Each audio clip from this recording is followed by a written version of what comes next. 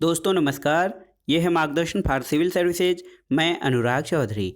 दोस्तों UP PCS प्रारंभिक परीक्षा रिवीजन श्रृंखला में आज की वीडियो में प्रस्तुत है पीसीएस 2015 का प्रश्न पत्र, जो आगामी परीक्षाओं के लिए बहुत ही उपयोगी तथा महत्वपूर्ण है।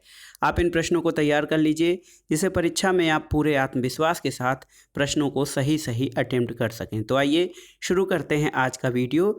यूपी पीसीएस प्री 2015 का संपूर्ण विश्लेषणात्मक हल। सबसे पहले हम भारतीय इतिहास खंड से शुरू करेंगे। आज का जो वीडियो है उसका पहला प्रश्न है, सूची 1 का सूची 2 से मिलान कीजिए और दिए गए कूटों का प्रयोग करके सही उत्तर चुनिए। तो सूची 1 में सम्राट और सूची 2 में उनके विरुद्ध दिए गए हैं। तो देखिए, सबसे पहला है अशोक। अशोक का जो नाम है दोस्तों वो प्रियदर्शन। अशोक को जो उसका उपनाम या उपाधि है वो प्रियदर्शन है। इसके अलावा समुद्रगुप्त को परक्रमांक की उपाधि उसने धारण की थी। चंद्रगुप्त द्वितीय ने जो है, आप जानते हैं चंद्रगुप्त द्वितीय को चंद्रगुप्त विक्रमादित्य भी कहा जाता है, और स्कंदगुप्त ने क्रमादित्य की उपाधि धारण की थी। तो सही उत्तर हो जाएगा आपका ऑप्शन सी। अगला प्रश्न देखते हैं, निम्नलिखित में से कौन सिकंदर के साथ भारत नहीं आया था? ऑप्शन है निरियाकस, आर्नेसिक्रिटिस, डाइमेकस और अरिस्टोब्यूलस। दोस्तों डाइमेकस जो था वो सिकंदर के साथ भारत नहीं आया था, और स्ट्रेबो के अनुसार सीरिया के राजा एंटियोकस ने डाइमेकस नामक अपना एक दूत बिंदुसार की राज्यसभा में भेजा था। तो सही उत्तर हो जाएगा आपका डाइमेकस सिकंदर के साथ भारत नहीं आया था। अगला प्रश्न देखते हैं, निम्नलिखित में से कौन सा जोड़ा सही सुमेलित नहीं है? तो इसमें देखिए कुछ पुस्तकों के नाम और उनके लेखक हैं। ये बहुत ही प्राचीन पुस्तकें हैं दोस्तों। Life of Hiuen Tsang. तो लाइफ ऑफ वेन्सियांग का लेखक हुई ली है, सही है। द नेचुरल हिस्ट्री टालमी दे रहे हैं, जबकि ये गलत है। The natural history Pliny the Elder नामक रोमन लेखक की रचना है। तो देखिए, द नेचुरल हिस्ट्री प्लिनी की रचना है, टालमी की नहीं। हिस्टोरियल फिलिपिकस ये पाम्पेइस की रचना है। और ये देखिए द हिस्ट्रीज हेरोडोटस। हेरोडोटस को इतिहास का जनक भी कहा जाता है, और इसकी पुस्तक का नाम है द हिस्ट्रीज। तो सभी कथन जो है अन्य सभी सुमेलित हैं। बी जो है द नेचुरल हिस्ट्री टालमी दे रहा है, जबकि द नेचुरल हिस्ट्री की रचना प्लिनी के द्वारा की गई थी। अगला प्रश्न है, सर्ग, प्रतिसर्ग, वंश, मनवंतर और वंशानुचरित संकेतक किसके हैं? तो दोस्तों ये सब पुराणों के संकेतक हैं। पुराणों में 5 प्रकार के विषयों का वर्णन है: सर्ग, प्रतिसर्ग, वंश, मनवंतर और वंशानुचरित। अगला प्रश्न है, कौन सा राज्य के सप्तांग सिद्धांत के अनुसार राज्य का 7वां अंग था? तो इसमें स्वामी, अमात्य, जनपद, दुर्ग, दंड, कोष, मित्र। तो इसमें 7वां अंग जो था दोस्तों वो था मित्र। तो सही उत्तर हो जाएगा आपका मित्र। अगला प्रश्न है, ऋग्वैदिक काल के प्रारंभ में किसे महत्वपूर्ण मूल्यवान संपत्ति समझा जाता था? तो गाय को जो है वो ऋग्वैदिक काल में सबसे महत्वपूर्ण मूल्यवान संपत्ति समझा जाता था, और इसको अघन्या यानी न मारने योग्य कहा गया है। अगला प्रश्न है, किस किले का निर्माण अकबर के राज्यकाल में नहीं कराया गया था? ऑप्शन है आपके दिल्ली का लाल किला, आगरा का किला, इलाहाबाद का किला और लाहौर का किला। तो सही उत्तर है दोस्तों दिल्ली का लाल किला। दिल्ली का लाल किले का निर्माण अकबर ने नहीं बल्कि शाहजहां ने करवाया था। अगला प्रश्न है, निम्नलिखित में से किसने हिरण्यगर्भ धार्मिक कार्य कराया था? देखिए हिरण्यगर्भ क्या होता था, तो ऐसे राजा जो क्षत्रिय कुल के नहीं होते थे, लेकिन एक अनुष्ठान के द्वारा, हिरण्यगर्भ अनुष्ठान के द्वारा अपने को क्षत्रिय कुल का मान लेते थे, या ब्राह्मणों द्वारा एक ऐसा अनुष्ठान हिरण्यगर्भ कराया जाता था जिसके द्वारा उसको क्षत्रिय घोषित किया जाता था। तो दंत्य दुर्ग या दंत्यवर्मन जो शासक था दोस्तों, उसने हिरण्यगर्भ नामक धार्मिक कार्य कराया था। अगला प्रश्न है कि कौन सा युग्म सही सुमेलित नहीं है? तो इसमें आपके देखिए कुछ युद्ध हैं। पानीपत का युद्ध आप जानते हैं 1526 में लड़ा गया था बाबर और इब्राहिम लोदी के बीच। खानवा का युद्ध 1527 में बाबर और राणा सांगा के बीच। घाघरा का युद्ध 1529 में जो है वो बाबर और अफगानों के बीच लड़ा गया था और चंदेरी का युद्ध बाबर और मेदिनी राय के बीच हुआ था, इसलिए ये जो है 1528 में लड़ा गया था, न कि 1530 में। तो सही उत्तर हो जाएगा आपका ऑप्शन डी, सही सुमेलित नहीं है।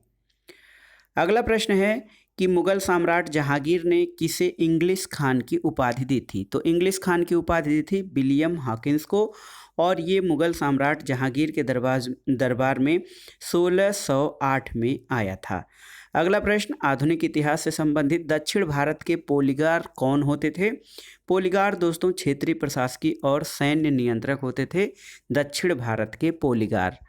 अगला प्रश्न है सौमेंद्र नाथ टैगोर द्वारा स्थापित दल का क्या नाम था।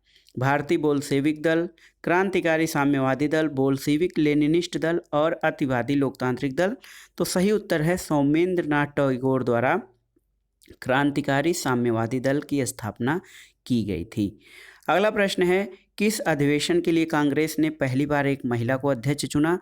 तो कांग्रेस की पहली महिला अध्यक्ष ये श्रीमती एनी बेसेंट थी, और 1917 के कलकत्ता अधिवेशन में एनी बेसेंट को अध्यक्ष कांग्रेस का चुना गया था। अगला प्रश्न है लखनऊ में 1857 के स्वतंत्रता संग्राम का नेतृत्व किसने किया था। बेगम हजरत महल ने लखनऊ में 1857 के स्वतंत्रता संग्राम का नेतृत्व किया था। अगला प्रश्न है लोकहितवादी की उपाधि या लोकहितवादी उपनाम से किसे जाना जाता है। तो महाराष्ट्र के प्रसिद्ध समाज सुधारक गोपाल हरि देशमुख को लोकहितवादी के नाम से जाना जाता है। कामागाटा मारू क्या था। तो आप जानते हैं कामागाटा मारू घटना जो थी वो एक जहाज़ से संबंधित थी, जिसमें जापानी समुद्र जहाज ये था और पंजाब के 376 यात्रियों को लेकर हांगकांग से कनाडा के लिए रवाना हुआ था। लेकिन कनाडा में एशियाई मूल के प्रवासियों से संबंधित कड़े कानून के कारण उन्हें कनाडा में प्रवेश की अनुमति नहीं दी गई थी। तो कामागाटा मारू एक जहाज़ था। अगला प्रश्न है 1946 के कैबिनेट मिशन का नेतृत्व किसने किया था। Sir Pethick Lawrence. Pethick Lawrence ने कैबिनेट मिशन का नेतृत्व किया था, और सर स्टीफर्ड क्रिप्स और एबी अलेक्जेंडर जो थे इसके अन्य सदस्य थे। अगला प्रश्न है दोस्तों कि 1924 का बंगाल का तारकेश्वर आंदोलन किसके विरुद्ध हुआ था। दोस्तों तारकेश्वर आंदोलन जो बंगाल में चलाया गया था ये मंदिरों में भ्रष्टाचार के विरुद्ध था, और बंगाल के तारकेश्वर शिव मंदिर में भ्रष्ट महंत के विरुद्ध तारकेश्वर आंदोलन चलाया गया था। अगला प्रश्न है वर्ष 1929 में जारी किए गए दीपावली घोषणा पत्र का संबंध किससे था। दीपावली घोषणा पत्र डोमिनियन स्टेट्स से संबंधित था, और ये तत्कालीन गवर्नर जनरल लॉर्ड इरविन के द्वारा जारी किया गया था। अगला प्रश्न है गांधी जी को वन मैन बाउंड्री फोर्स कहकर किसने संबोधित किया था। लॉर्ड माउंटबेटन ने गांधी जी को वन मैन बाउंड्री फोर्स कहा था, और कहा था कि जो काम 50,000 हथियारबंद सैनिक नहीं कर सकते वो काम गांधी जी ने अकेले कर दिखाया। अब आइए देखते हैं भूगोल से संबंधित प्रश्न। निम्नलिखित राज्यों में मत्स्य उत्पादन का सही अवरोही क्रम बताइए। तो सबसे ज़्यादा मत्स्य उत्पादन दोस्तों आंध्र प्रदेश में होता है, उसके बाद गुजरात में, फिर केरल और तमिलनाडु। तो सही उत्तर है आपका ऑप्शन सी। अगला प्रश्न है निम्नलिखित सूची 1 का सूची 2 से सही सुमेलन करिए। जनजाति है और उनसे संबंधित राज्य। तो टोडा जो है दोस्तों, टोडा आपकी तमिलनाडु में निवास करती है। लेप्चा जनजाति सिक्किम में है, बीरहोर झारखंड में, और गारो मेघालय में। तो बहुत आसान सा था, आप इसका इसी प्रकार से सही सुमेलन कर सकते हैं। अगला प्रश्न है कौन सा सही सुमेलित नहीं है। गर्म जल के स्रोत और उनकी अवस्थिति दी गई है। दोस्तों मणिकरण जो गर्म जल का स्रोत है हिमाचल प्रदेश में स्थित है। ज्वालामुखी, दोस्तों ज्वालामुखी ये दे रहे हैं जम्मू कश्मीर, जबकि ये गलत है। ज्वालामुखी हिमाचल प्रदेश के कांगड़ा जिले में स्थित एक नगर परिषद है, और हिंदू धर्म के प्रसिद्ध 51 शक्तिपीठों में से ज्वालामुखी शक्तिपीठ यहीं स्थित है। अनहोनी ये मध्य प्रदेश में है, और तप्त पानी उड़ीसा में है। तो सही उत्तर है ऑप्शन बी, ज्वालामुखी जम्मू कश्मीर में नहीं बल्कि हिमाचल प्रदेश में स्थित है। अगला प्रश्न है दूध गंगा नदी किस में स्थित है? तो दोस्तों दूधगंगा नदी जम्मू कश्मीर और हिमाचल प्रदेश दोनों में स्थित है। तो दूधगंगा नामक नदियाँ जम्मू कश्मीर के अलावा उत्तराखंड और महाराष्ट्र में भी प्रवाहित होती है, तो इसलिए जम्मू कश्मीर और उत्तराखंड ये दोनों राज्य होंगे, लेकिन आयोग द्वारा इसमें जम्मू कश्मीर को सही उत्तर माना गया था। अगला प्रश्न है, कौन सा नगर ध्वस्त नगर यानी घोस्ट टाउन नहीं है? ऑप्शन है कुलधारा, धनुषकोडी, लखपत और चरखारी।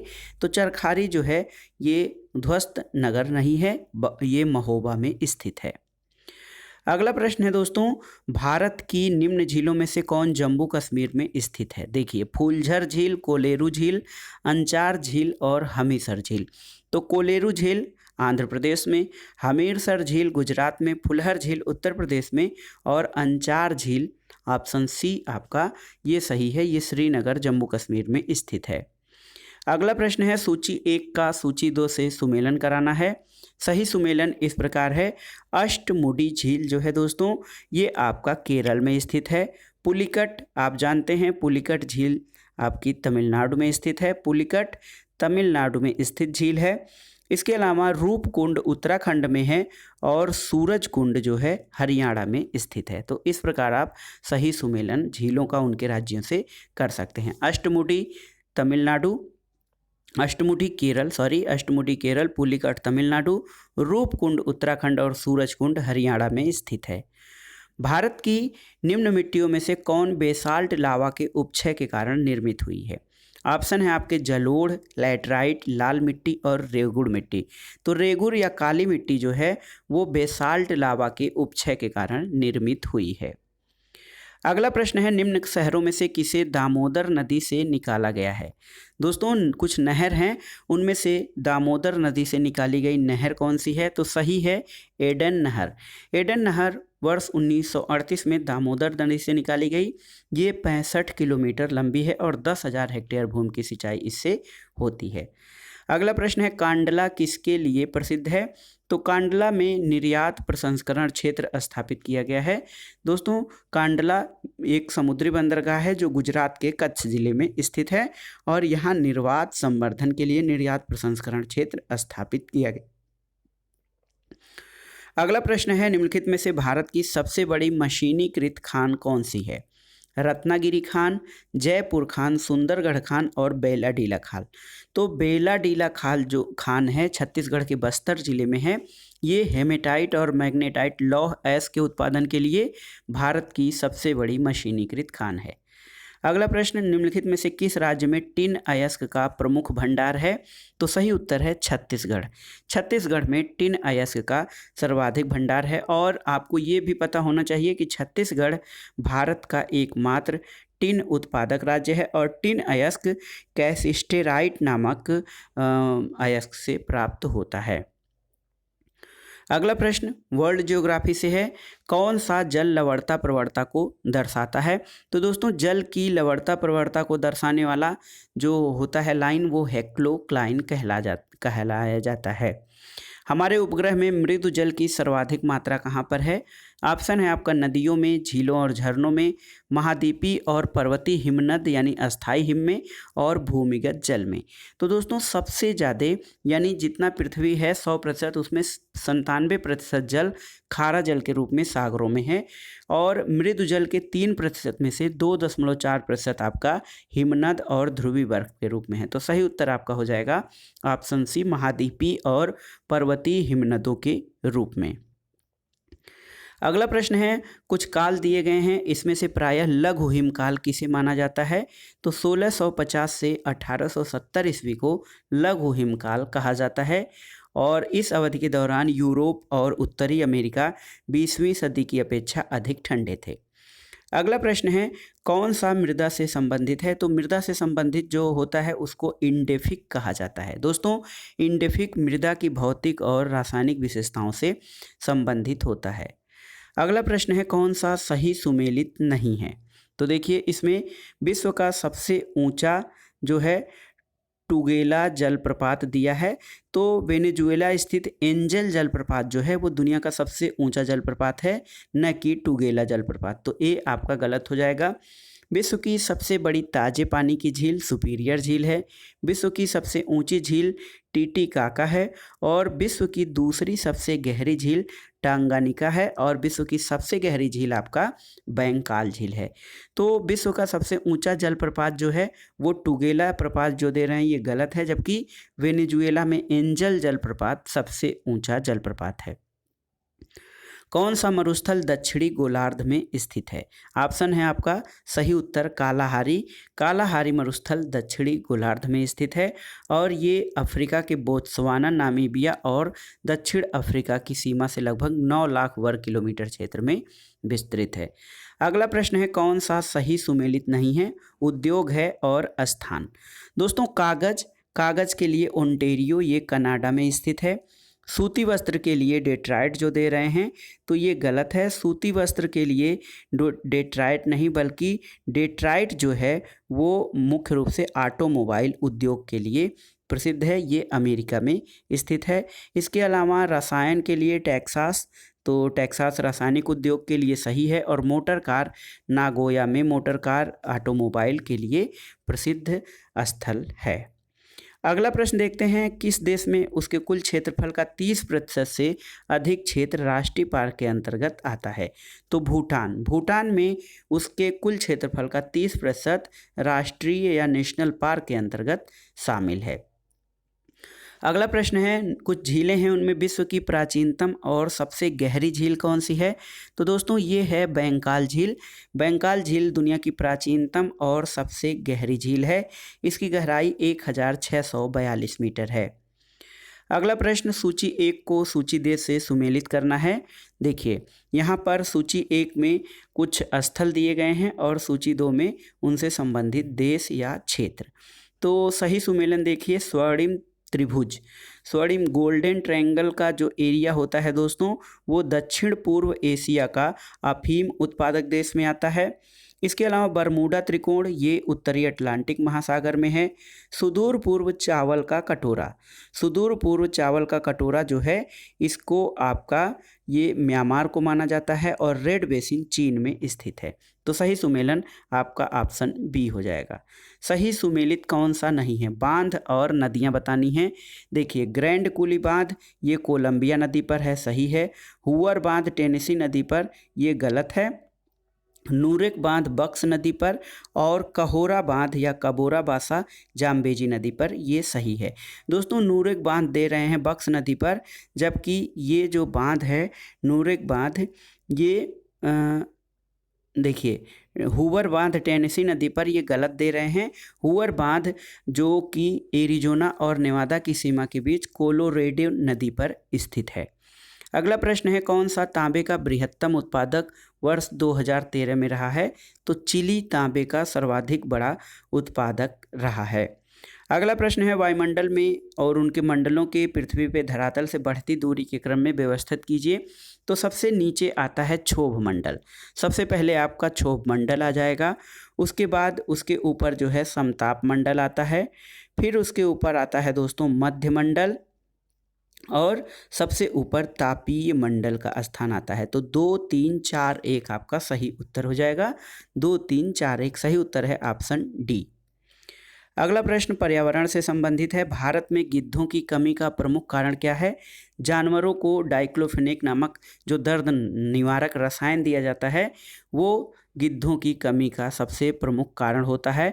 डाइक्लोफेनेक सोडियम एक दर्द निवारक दवा है जिसके उपयोग से किसानों द्वारा पशुओं के दर्द निवारक के रूप में बुखार के इलाज में किया जाता है। लेकिन ये गिद्धों में जब इसका मांस खाते हैं जानवरों का तो गिद्धों में वो अस्थायी रूप से चला जाता है और 30 दिन के भीतर उसकी मृत्यु होती है। अगला प्रश्न है सिगरेट के धुएं में मुख्य प्रदूषक कौन सा है? तो सही उत्तर है कार्बन मोनोऑक्साइड और बेंजीन जो होता है वो सिगरेट के धुएं का मुख्य प्रदूषक होता है। कहाँ पर आर्सेनिक जल के द्वारा सर्वाधिक प्रदूषित है? ऑप्शन है आपके हरियाणा, राजस्थान, मध्य प्रदेश और पश्चिमी बंगाल। तो पश्चिमी बंगाल में जो गंगा ब्रह्मपुत्र के मैदानी इलाकों और बांग्लादेश के पद्मा मेघना के मैदानी इलाकों में भूमिगत जल जो है वो आर्सेनिक या संखिया द्वारा अधिक प्रदूषित है।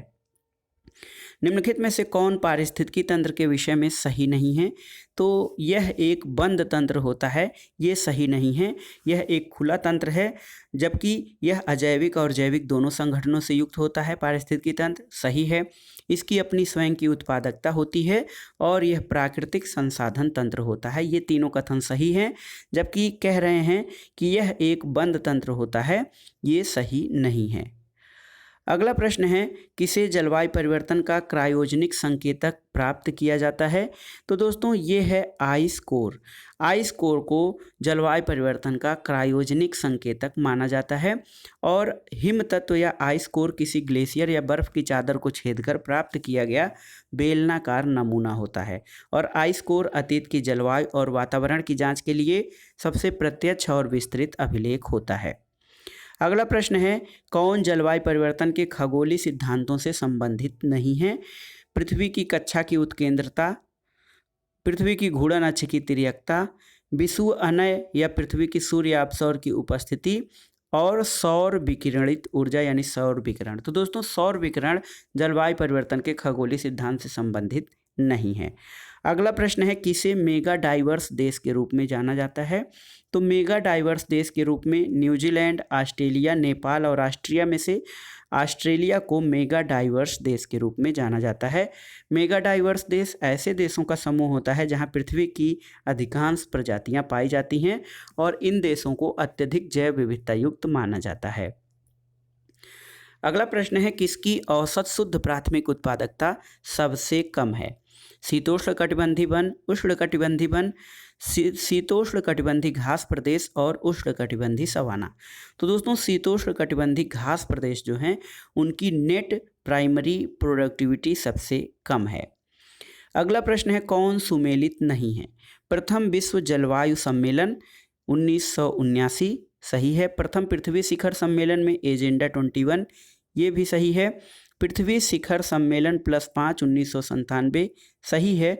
और देखिए कार्बन व्यापार प्रोटोकॉल ये मॉन्ट्रियल, तो कार्बन व्यापार प्रोटोकॉल ये क्योटो प्रोटोकॉल से संबंधित है, मॉन्ट्रियल प्रोटोकॉल से नहीं, इसलिए विकल्प डी जो है वो सही सुमेलित नहीं है।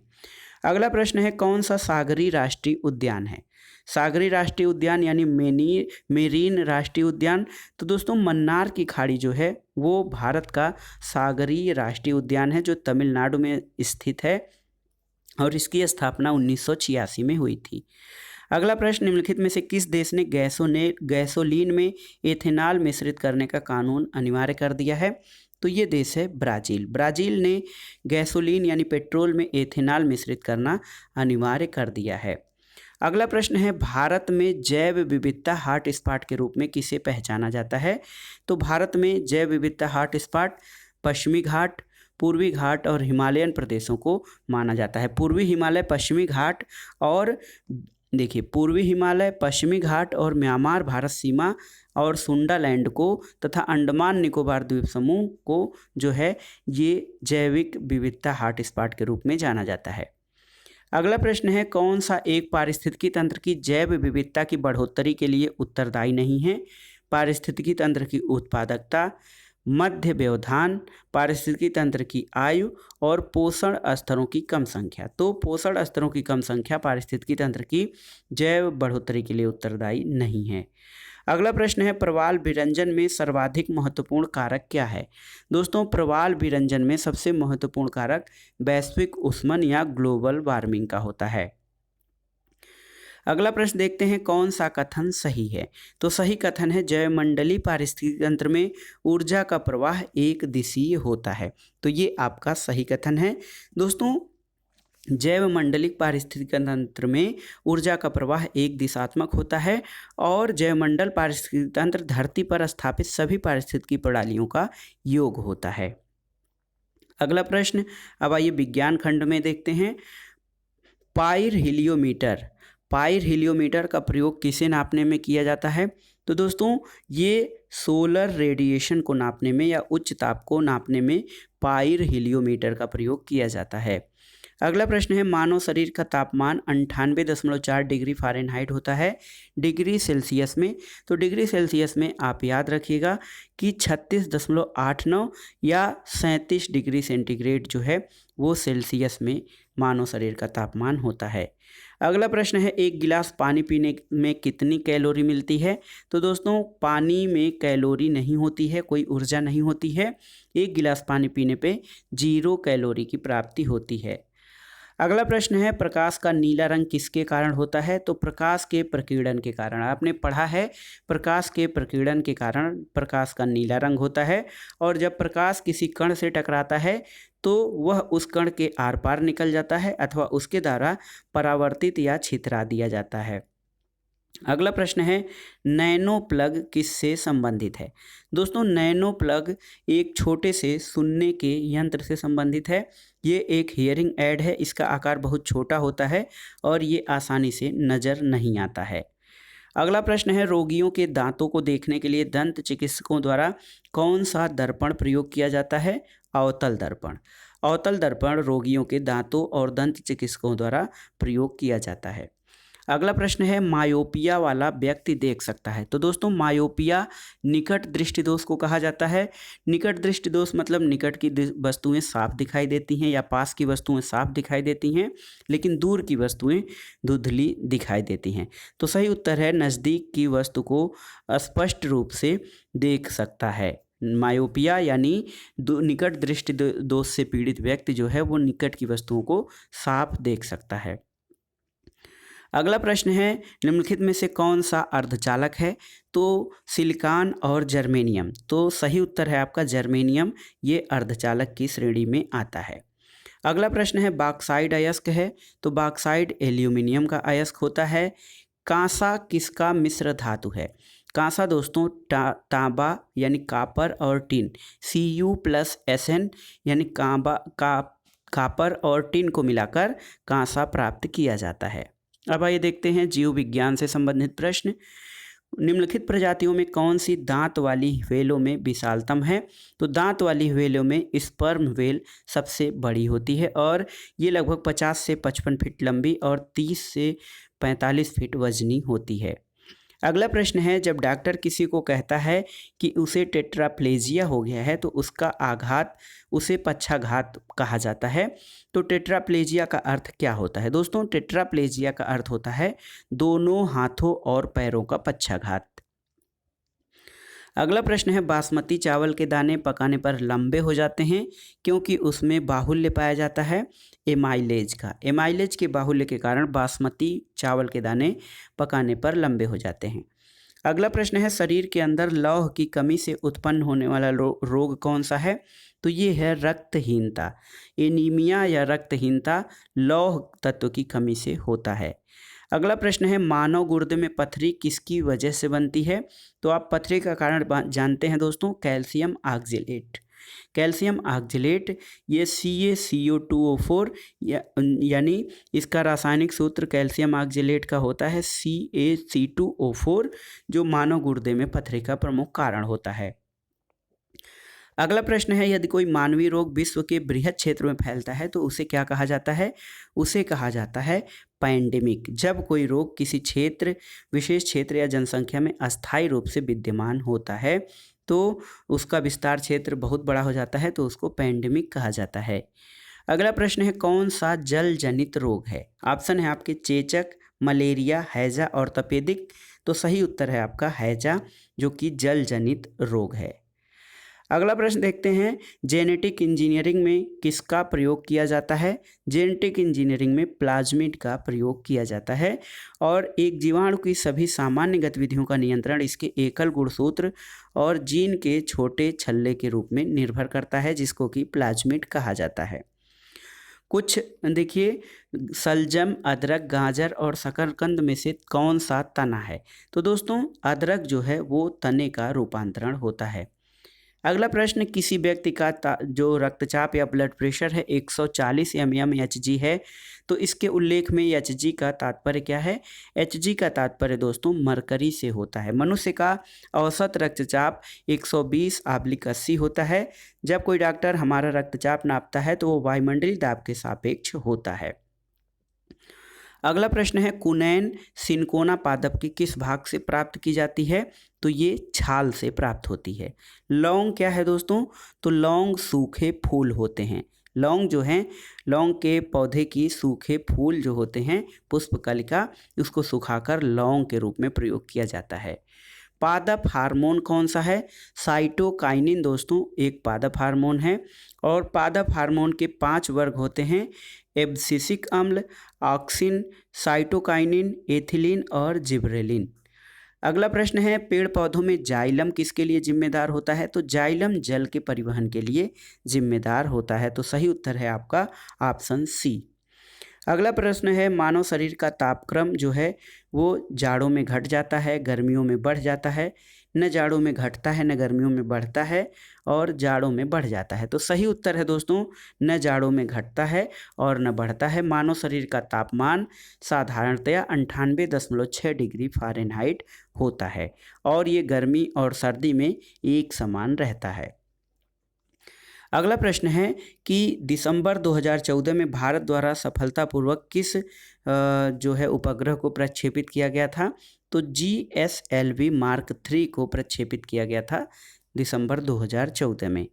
अगला प्रश्न अब देखते हैं, राज्य व्यवस्था से संबंधित कौन सा सूचना के अधिकार अधिनियम 2005 से संबंधित है? तो दोस्तों नमित शर्मा बनाम भारत संघ का केस जो है वो सूचना अधिकार अधिनियम 2005 से संबंधित है। कौन सा भारतीय संविधान के अंतर्गत मौलिक कर्तव्यों में शामिल नहीं है? तो मौलिक कर्तव्यों में ग्राम पंचायतों का गठन और उनके गठन में सहायता करना। दोस्तों ग्राम पंचायतों के गठन में सहायता करना मूल कर्तव्य नहीं बल्कि ये एक नीति निर्देशक तत्व है, जबकि देश की रक्षा और राष्ट्र की सेवा, हमारी सामाजिक संस्कृति की गौरवशाली परंपरा का महत्व और सार्वजनिक संपत्ति को सुरक्षित रखना और हिंसा से दूर रखना, ये मूल कर्तव्य की श्रेणी में आते हैं। अगला प्रश्न है, संविधान की विषय सूचियों में दिए गए विषयों के अतिरिक्त विषयों पर कौन कानून बना सकता है? तो ये संसद। अवशिष्ट शक्तियां जो हैं अनुच्छेद 248 के तहत अवशिष्ट शक्तियां वो केंद्र को प्रदान हैं, जो कि संसद उस पर कानून बना सकता है। अगला प्रश्न है, भारत के राष्ट्रपति की अनुपस्थिति में अब यदि उपराष्ट्रपति उपलब्ध नहीं है तो राष्ट्रपति की तरह कौन कार्य कर पाता है? भारत के प्रधान न्यायाधीश उस समय राष्ट्रपति के रूप में कार्य करते हैं। अगला प्रश्न कथन कारण से संबंधित है। कथन है, राष्ट्रीय मानवाधिकार का आयोग का अध्यक्ष वह व्यक्ति होता है जो भारत का मुख्य न्यायाधीश रह चुका हो, और कारण है कि उक्त आयोग का अध्यक्ष का कार्यकाल 5 वर्ष या 70 वर्ष की आयु परिवर्ण पर जो भी हो वो पहले धारित करता है। तो दोस्तों ए और आर दोनों सही है। मानवाधिकार संरक्षण अधिनियम 1993 की धारा 3 राष्ट्रीय मानवाधिकार आयोग के गठन का प्रावधान करती है। इसमें राष्ट्रीय मानवाधिकार आयोग का अध्यक्ष वह व्यक्ति होता है जो उच्चतम न्यायालय का मुख्य न्यायमूर्ति रहा हो, जबकि धारा 6 के अनुसार अध्यक्ष के रूप में नियुक्ति किया गया कोई व्यक्ति अपने पद ग्रहण की तारीख से 5 वर्ष या 70 वर्ष की अवधि तक कार्यरत रहता है। अगला प्रश्न कथन कारण से है। कथन है आपका, राज्य वित्त आयोग एक संवैधानिक निकाय है, सही है, और संघीय वित्त आयोग पंचायतों को वित्तीय सहायता देने के लिए संस्तुति नहीं कर सकता। तो ये गलत है आपका। ए सही है लेकिन आर गलत है। जो संघीय वित्त आयोग होता है दोस्तों, राज्य वित्त आयोग तो यह एक संवैधानिक संस्था है, ये सही है। अगला प्रश्न है, संविधान के कुछ अनुच्छेदों में से उपबंधित करता है कि मत बराबर होने की दशा में लोकसभा के अध्यक्ष का मत निर्णायक होगा और वह उसका प्रयोग करेगा। तो ये है अनुच्छेद 100। अनुच्छेद 101 के अनुसार संविधान में यथा उपबंधित के सिवाय प्रत्येक सदन की बैठक या सदनों की संयुक्त बैठक में सभी प्रश्नों के अध्यक्ष या सभापति या अध्यक्ष के रूप में कार्य करने वाले व्यक्ति को छोड़कर उपस्थित और मत देने वाले सदस्यों के बहुमत से किया जाएगा, और यदि निर्णायक मत बराबर होते हैं तो निर्णायक मत जो होगा वो अध्यक्ष या सभापति का होगा। अगला प्रश्न है, व्यक्तिगत स्वतंत्रता के लिए उच्च न्यायालय निम्नलिखित में से किस रिट को जारी कर सकता है? तो आप जानते हैं हैबियस कार्पस या बंदी प्रत्यक्षीकरण रिट होता है, जो कि व्यक्तिगत स्वतंत्रता के लिए जारी किया जाता है। अगला प्रश्न कथन कारण से है। कथन है भारत में लिखित संविधान है, सही है। और कारण देखिए, शक्तिशाली क्षेत्रीय दलों का विकास क्षेत्रीय आकांक्षाओं का संकेतक है। तो दोनों ए और आर दोनों सही हैं, लेकिन आर ए की सही व्याख्या नहीं करता है। अगला प्रश्न है, अनुच्छेद 108 के अंतर्गत लोकसभा और राज्यसभा की संयुक्त बैठक आहूत की जाती है।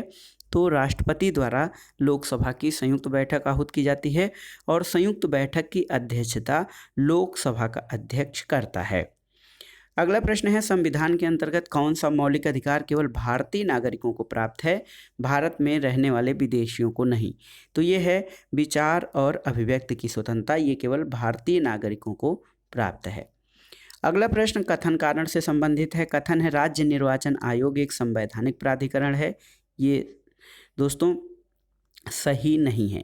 राज्य निर्वाचन आयोग एक संवैधानिक प्राधिकरण है। संविधान के 73वें और 74वें संविधान में एक इसकी व्यवस्था की गई है, तो ये सही है।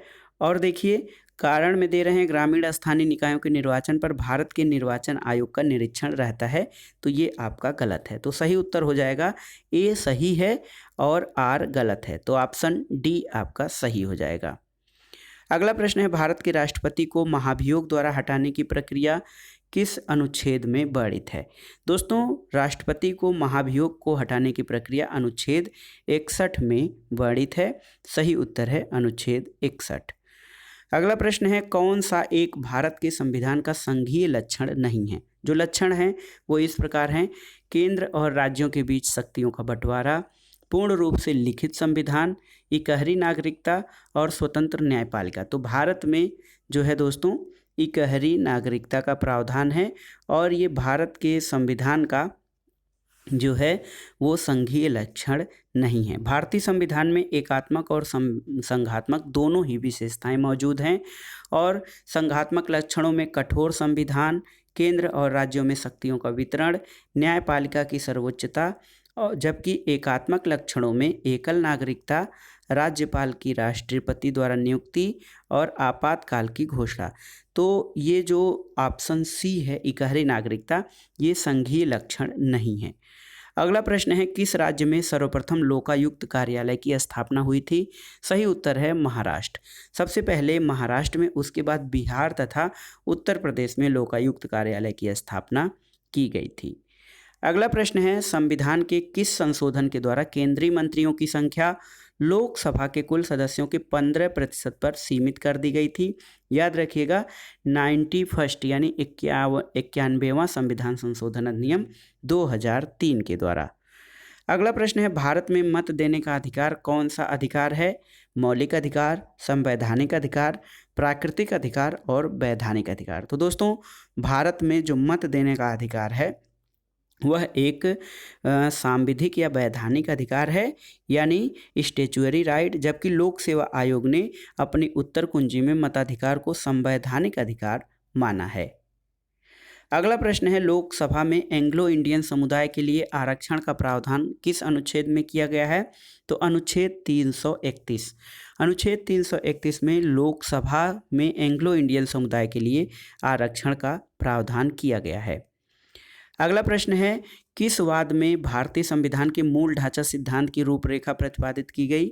याद रखिएगा, आपको याद भी होगा, केशवानंद भारतीवाद 1973 में संविधान द्वारा मूल ढांचे का सिद्धांत या आधारभूत संरचना सिद्धांत प्रतिपादित किया गया था।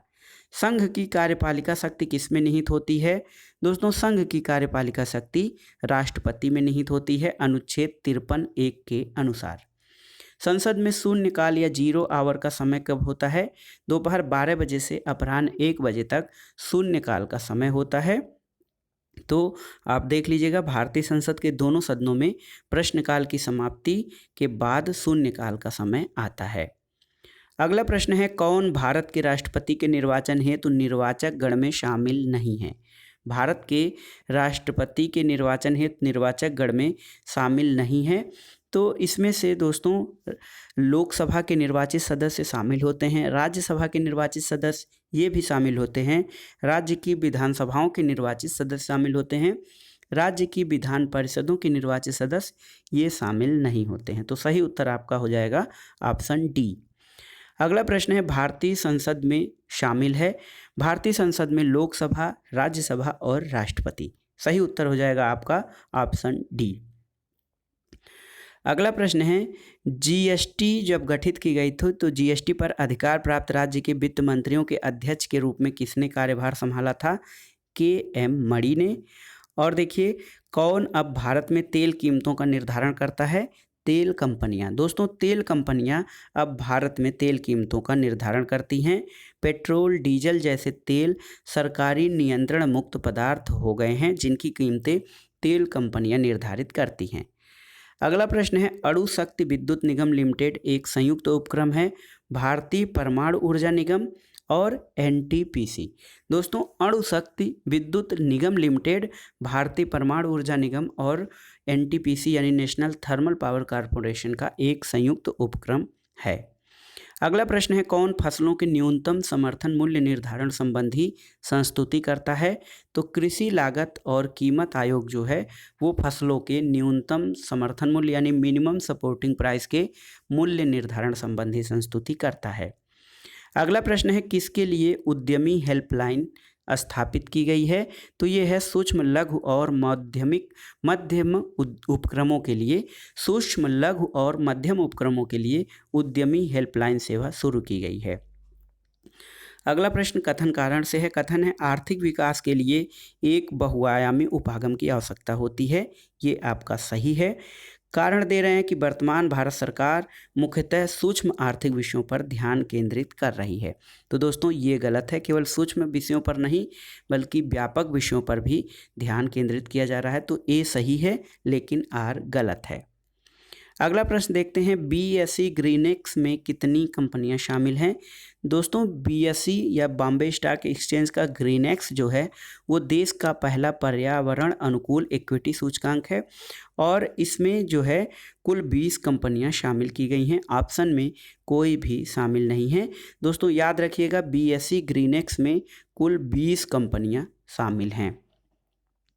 किन राज्यों में 4000 मेगावाट क्षमता का सौर ऊर्जा संयंत्र स्थापित करने की योजना है? तो राजस्थान में, क्योंकि वहाँ पे सौर ऊर्जा भी अत्यधिक मात्रा में उपलब्ध होता है।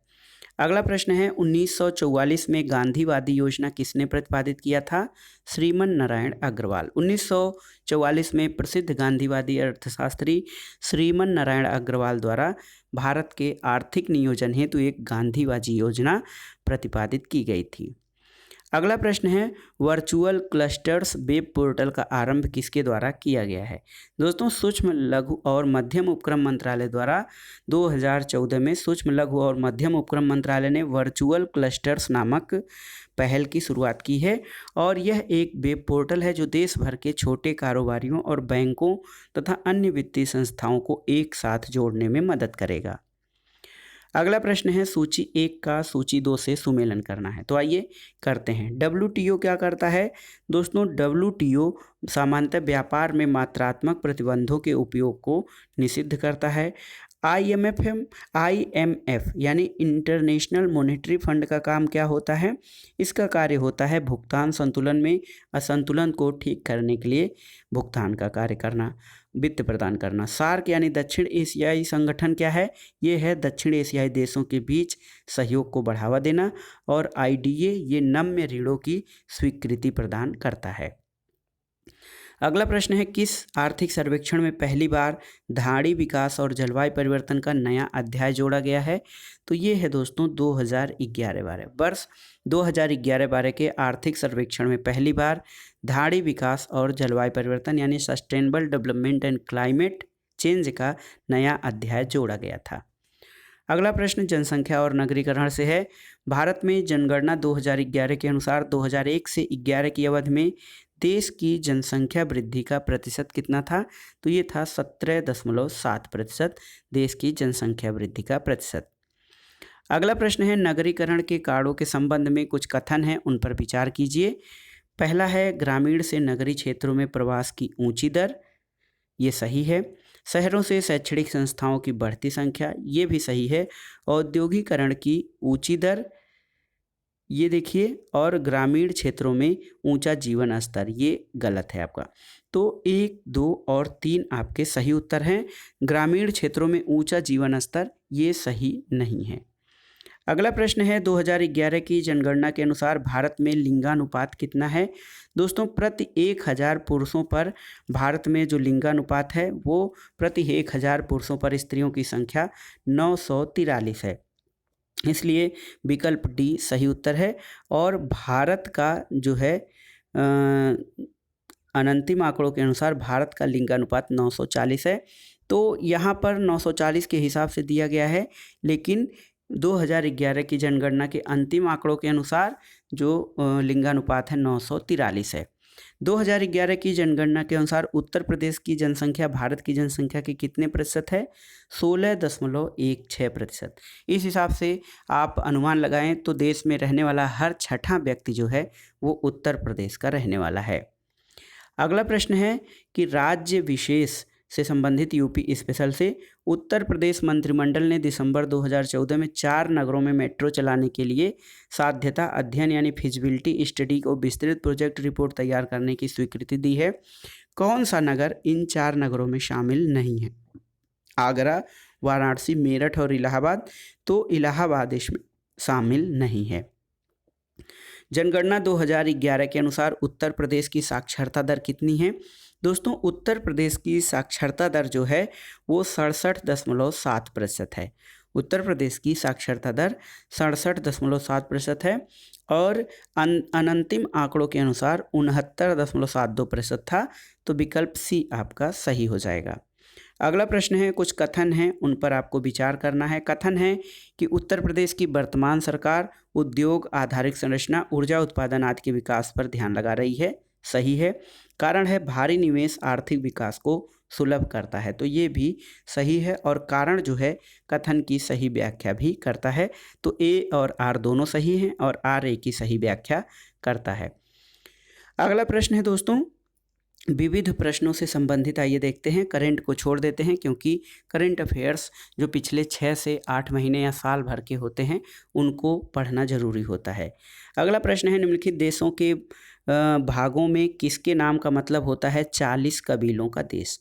तो ये है किर्गिस्तान। दोस्तों, किर्गिस्तान तुर्की शब्द है, किर्क से उत्पन्न होता है जिसका अर्थ होता है 40।